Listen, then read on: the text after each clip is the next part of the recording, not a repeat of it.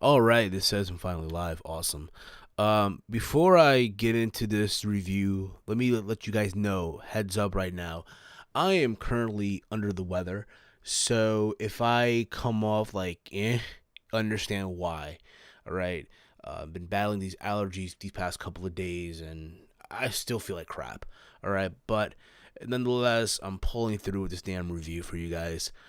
Get that out of the way. All right, this is my SmackDown Live review for October 17th, 2017. I gotta be very honest with you guys. This SmackDown was just so trash. Like, it's bad when I'm watching SmackDown Live, but at the same time, my main focal point is playing FIFA 18 than just watching SmackDown Live. That's how bad it was. Don't get me wrong, it has some moments, but just complete, just, seriously, just skip the show as best as you possibly can, alright? But guys, give me your thoughts down below in the comment thread of this video, or the stream, what have you, of SmackDown Live, if you enjoyed it or not. I'd be surprised if there's some of you that actually did. It is what it is. Follow me on Twitter at HeelSteven. Alright, and again, yeah, it's me, it's Steve here. So the show kicked off with Daniel Bryan coming out. By the way, it's in his hometown, okay? Seattle, Washington. The crowd's going crazy for Bryan, the same building where he retired many years ago. And he talked about tonight's show, hyping it up. But at the same time, he was disappointed in one Sami Zayn about what happened to Hell in a Cell. And Zayn interrupts him out of nowhere, right? And he says to Bryan that he is still the same guy he's always been. Just that he now just reclaimed ownership of his career. Zayn went on to say also that him and Bryan have a lot in common, but Bryan had the support of the fans, hence being the Yes Movement many years ago. And Zayn said that if Bryan had been a little smarter in his career, he wouldn't have had to retire. And then Kevin Owens comes out, right? And literally it's a 2-on-1, just pure savagery of both Kevin Owens and Sami Zayn, and how apparently Daniel Bryan has been this hypocrite this whole time. And how literally now Daniel Bryan, right, after so many years of fighting the Authority, remember, that was one of the big angles for Daniel Bryan back in the day. Him versus the Authority. And now he is the Authority. He's a sellout, if you will, per Sami Zayn. And I gotta say this overall. I thought the opening segment was pretty cool. And here's the thing with Sami Zayn. At first, I kind of questioned the heel turn. But he's more now like douchebag Sami Zayn, where he doesn't need to be a badass. He doesn't need to be this whole tough guy, like, oh, I'm a bad guy now. I'm a heel. And I'm going to do this. I'm going to do... No, he's still the same person, just with your regular douchebag flow, which I think is kind of cool. And after this, Bryan leaves the ring, and he pretty much says that he's going to go find two guys to punch these guys in the face, hence being the main event of tonight, being both Kevin Owens, Sami Zayn versus Randy Orton and Shinsuke Nakamura. Like, oh wow, holy crap. Those guys in the main event of SmackDown Live. Oh boy, I'm so excited. You can tell by the tone of my voice. All right. Before I get into it, let me hear the playback in the stream. I want to hear myself. All right, cool. I can hear myself. It's awesome. I can fucking hear myself. Awesome. All right. And then after this, we hit the first match of the night here. We had Charlotte Flair, Naomi, and Becky Lynch versus Lana, Tamina Snuka, and Natalya. This match, I gotta say, was just there. Literally nothing really big happened here other than the fact that Charlotte Flair made Lana tap out to the figure eight. And after the match, Natalya tried to attack Charlotte Flair in a chair. But then Flair literally turned everything around and chased literally Natalya into the crowd, right? Carmelo's sitting at ringside. And for a minute they're okay, they're probably teasing something, but no, it didn't happen. I thought for a minute as well, they'll probably, this whole thing where either Charlotte or Natalya tosses one another into Carmella, and you add her into the mix. TNA coupon right here. Don't want Jinder versus Lesnar, brother. You're not alone. Like that song back in the day, you're not alone, buddy. Just like Michael Jackson, but I can hear you just fine. That's awesome. Thank you, appreciate it, man. But that was the match overall. We then had the fashion we then had the fashion files, right? Breezango and the Ascension.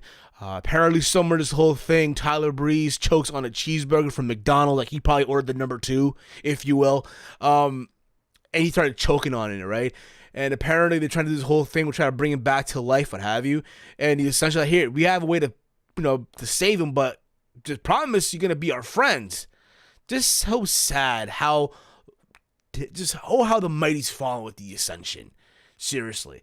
And it seemed like, Fandango's gonna pretty much put a thing into Breeze's heart, and then Tyler Breeze came back to life. Apparently, the bun was terrible. It was gluten free, but I'm sorry, I'm just tired of seeing this pulp fashion bullshit.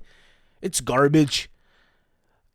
It really, really is. I'm sorry. There's a lot of you that probably think this is funny. This is cool. Yeah, it had its moments, but the whole thing ran its course. I'm sorry.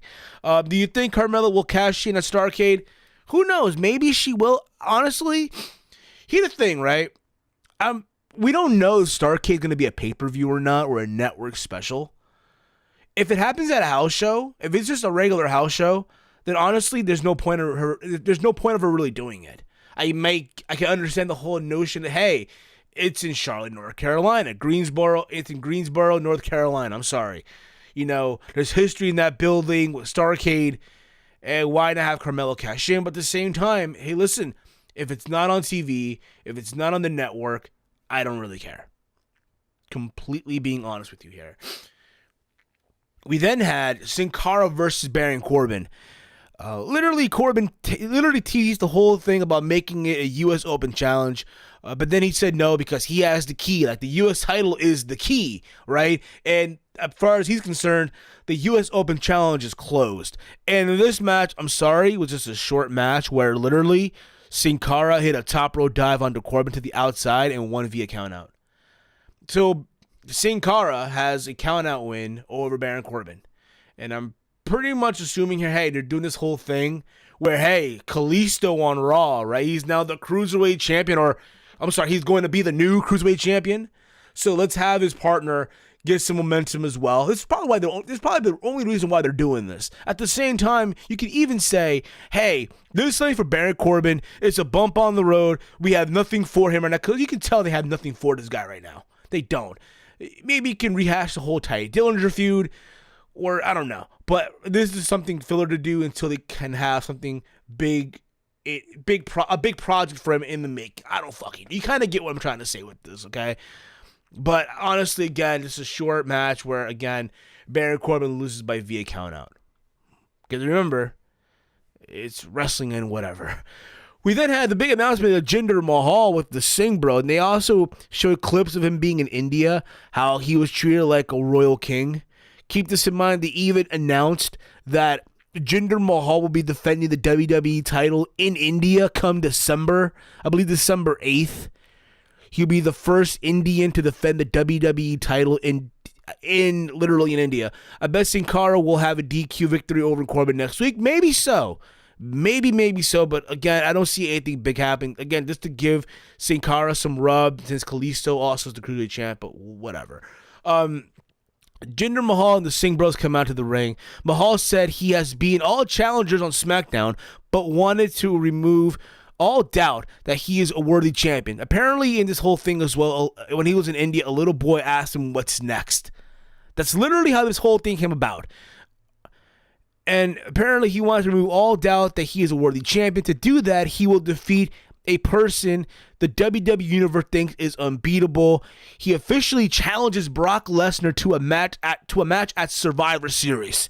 He said when he defeats Lesnar, everyone will be forced to bow down to kiss his feet of the modern day Maharaja. He officially challenged again. He then everyone kissed his feet. He was also interrupted by AJ Styles, who said that he's in front of the line, and he pointed out at Mahal that he'd never beaten him. And he even challenged Mahal for the WWE Championship. And Styles literally hit a strike combination, a Pele kick on Mahal to send him literally out of the ring, sent him and the Singh Brothers packing. Okay, here's the thing. I know a lot of people, and I keep this in mind, this news came out over the weekend, that the Singh Brothers, this came out over the weekend. What the fuck's wrong with me right now? Again, right now, I'm not really, I'm under the weather where I'm just going all over the place right now, okay? over the weekend, there was a news that came out regarding Jinder Mahal and Brock Lesnar. Apparently, the whole notion that Survivor Series, they will main event the pay-per-view. Now, I know a lot of people that are saying, no, I do not want to see this match, myself included. But at the same time, I get the whole notion behind it, okay? The notion is, hey, Survivor Series is SmackDown versus Raw. Remember, last year, they had Team Raw versus Team SmackDown in literally almost every single match, from the women, from the tag teams, even to the main event guys, right? Now, in a perfect scenario, I'll be very honest, I know what's going to happen. Brock is not going to lose to Jinder Mahal. At the same time, it's benefit both champs because guess what? Both champs are holding on to the belt through November. At the same time, it helps Jinder Mahal hold on to his belt till December, till he goes to India. And people were saying, hey, at Survivor Series, maybe we'll see, Brock and Finn. I don't think that's not happening now. And with Jinder Mahal, listen, I'm a firm believer. I really am a firm believer that he will hold on to that championship until WrestleMania. And I know a lot of people are going to frown on it. It's going to be stupid. I'll say this right now. Jinder Mahal is the Indian version of JBL. Where at first you scratch your head. At first when JBL was WWE champion many, many years ago, you scratched your head about it. You found it weird and annoying. But the difference is with JBL, at least you warmed up to it. With Jinder Mahal, you're not warming up to it at all. Not one bit. I'll be very honest too. If it was up to me, I would have Jinder Mahal involved in a Survivor Series elimination match. To be very honest, you could have Brock defend the championship at Survivor Series. Because again, not every champion needs to defend their belt at Survivor. Keep this in mind too. There have been numerous Survivor Series in the past where the WWE champion or the World Heavyweight champion didn't defend their belt at Survivor Series. You can go back on the network and see what I'm talking about here. Okay? But I don't see Jinder winning the match. What happened if WWE books Jinder to beat Lesnar, then they will be completely out of their minds. That's when they literally hit the fan. If they really have Jinder my balls literally beat Brock Lesnar. Maybe by disqualification. Maybe by count out, but no, it's not happening. I know this, you know this, the whole world knows this. Corbin as U.S. champ versus Miz IA champ at Survivor Series. Then Usos versus Rollins in a tag team match versus each other. That could work too. But like I said before, we're talking about the main titles here. The WWE champion and Universal champion. That's what we're talking about right now. In a situation where you can have the main champion be involved in a Survivor Series match. Like you can have Jinder Mahal in a team with Dolph Ziggler, Baron Corbin, right? And you can even add in there, I don't fucking know, Kevin Owens and Sami Zayn, for example, against a team of Shinsuke Nakamura, AJ Styles, Bobby Roode. Hell, you could even add, I don't freaking know, two other guys. You can even add Ty Dillinger to the mix, and you can even add Chad Gable. Why the hell not? You could do that for Survivor Series, for a Survivor Series elimination match involving Jinder Mahal. But again, it's stupid on paper. It doesn't make sense to me. And I just hope they know what they're doing. Apparently this Monday night on Raw, Brock Lesnar will respond. You know where this is going to go. And I'm pretty sure Jinder Mahal will be there at Monday Night Raw to hear this whole thing go down. But whatever. It is what it is too. Also during the show, there's a backstage segment with the Usos and Chad Gable and Shelton Benjamin. They were backstage talking back and forth, and they were teasing a handshake. Where eventually, Gable and Benjamin did the whole psych nod, just walked away. I'm confused. Who's the heel here? I don't fucking know. Also backstage, there's a whole thing with Aiden English singing backstage.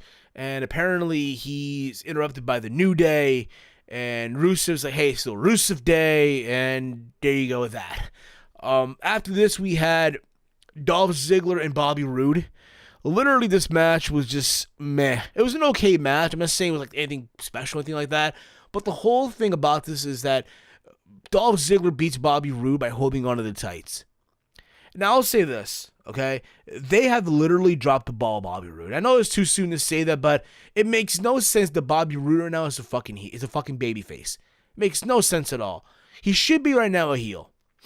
And you know what? And I know I've been saying for a while that I'm going to do a video how I would rebook Bobby Roode on the main roster. Episode 2 of Steve Books It. I will do this video eventually. I do promise that. Where how I explain in the video how I would book Bobby Roode's main roster debut or leading up to the main roster. Okay? Exactly. English New Day Russo segment was a complete waste. I totally agree with you. I completely agree with you on that, TN Couponer. Completely agree with you on that. But after this, we get the main event of the evening. We had Sami Zayn, Kevin Owens versus Randy Orton and Shinsuke Nakamura. I'm sorry. This match just felt completely all over the place. Complete disorganization. Not because of Owens and Zayn, but more because of Orton and Shinsuke. I feel like you force these guys to team up, but they don't have that spark or that chemistry. I'm not saying they're officially a tag team or anything like that, but they just don't mesh well. You can even tell by the look of Orton's face like he doesn't even want to be there. Like, it's such a fucking waste. The match for what it was there. Somewhere in this match, Sami Zayn hit Orton with a low blow. And then he hit him with a haluva kick for the 1-2-3 win. Literally, Sami Zayn pinned Randy Orton. What a way to recover your career. And they're celebrating, literally, Kevin Owens and Sami Zayn. They're heading backstage, and they're celebrating. They rub it into Daniel Bryan's face. And they talk about what's next. Are you going to place, Owens and Zayn in a handicap match, a lumberjack match? What is Daniel Bryan going to do next? And Bryan says, it won't be up to him. It's going to be up to Shane McMahon. So Shane McMahon will return next week to determine what he's going to do involving Sami Zayn and Kevin Owens. And then they go back out to rub it in more on Orton and Nakamura to close the show. Somewhere in this whole thing, Owen tells Sami Zayn to hug him tight. And that's how they close the show. I wish the Usos would have, Zayn and KO. Maybe one day eventually, but for that, I'm not sure if the Usos are now a babyface. I'm not sure. I mean, listen, Steve and Erica, we knew for a long time were a great tag team back in the day in Ring of Honor.